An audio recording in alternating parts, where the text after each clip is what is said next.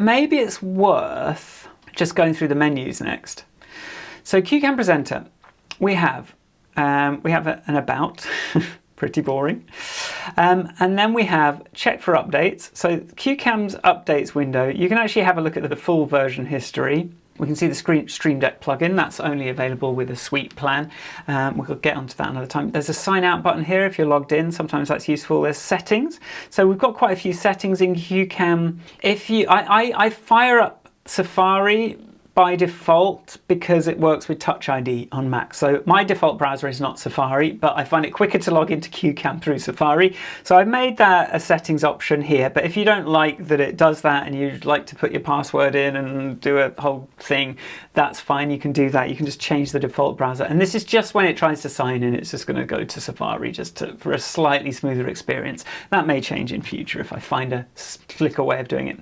Basically, the settings window is quite advanced stuff that you're probably not going to need. File, we'll talk about scripts and stuff, but CueCam does have files.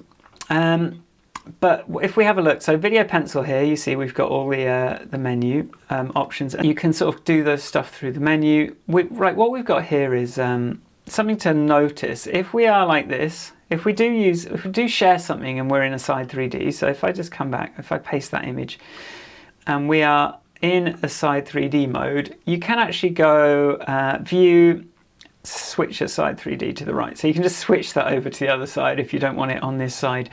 I'm going to switch it back because I want that to be consistent. You can also sort of whitelist which cameras you want in that camera thing there. So by default, I actually disable continuity camera as an input because it sort of messes about with shoot.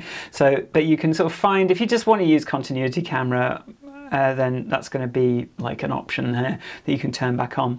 And then there's the different cameras on your Mac. You might just want to simplify that. We've got access to the grid thing. Demo mode is a way that I've been using to show you things. So CueCam is, if you don't want to show CueCam to someone, it can be a bit awkward to show certain things, like because the camera is showing sometimes what the camera is showing, so you get this hall of mirrors effect and things.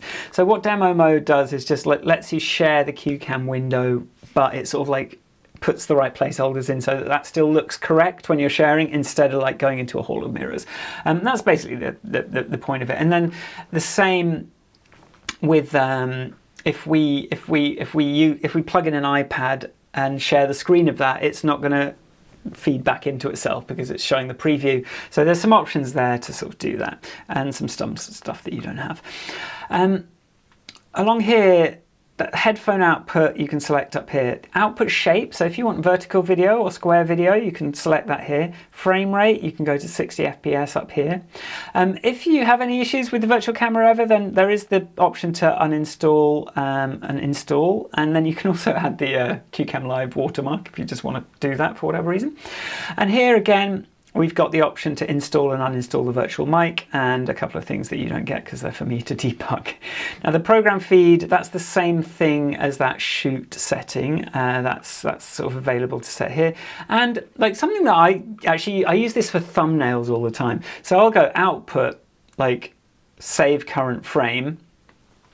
And then whatever I'm current now in my downloads, you can see down here, is just like the current frame of what I was just saying. So what I'll do is like I'll be like, what? So well, if we get rid of this share, so you can sort of go, and there's a keyboard shortcut for this: Command Alt, Command Option F. So if I go, I often go like, right.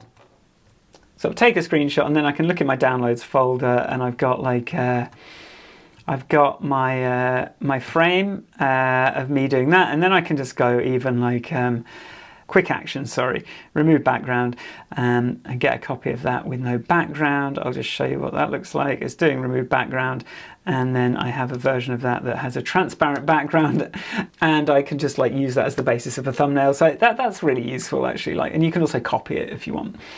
All of CueCam's windows are in this menu. So you've got the normal Mac stuff, but so the live camera is this window that we're in here now. The teleprompter is, an important one. We've got a generate script window. The program window is that one that comes up from this button. And then like this CueCam, I don't know how to make this not show, but that's basically sort of internal use window that makes that show up. We've got camera settings. Oh, I did put a screenshot. So the camera settings window you can bring up with that keyboard shortcut. And I've got some debugging tools as well, but you don't get those. And then the help menu is actually pretty important. So we've got a report bug. So when you click on that, it's actually going to it's going to open a form page, but it's also going to share like what version of CueCam you're using. Like it's going to sort of know a little bit about, it's going to know who you are, just to make that a bit easier. And that's going to then open a bug on Discord. So you saw that Discord server is where I keep all the bugs. So use that if you spot any problems, because I really rely on that. You've got links to the manual, the YouTube channel, that Discord server, and then some video guides. I'm going to flesh this out in time.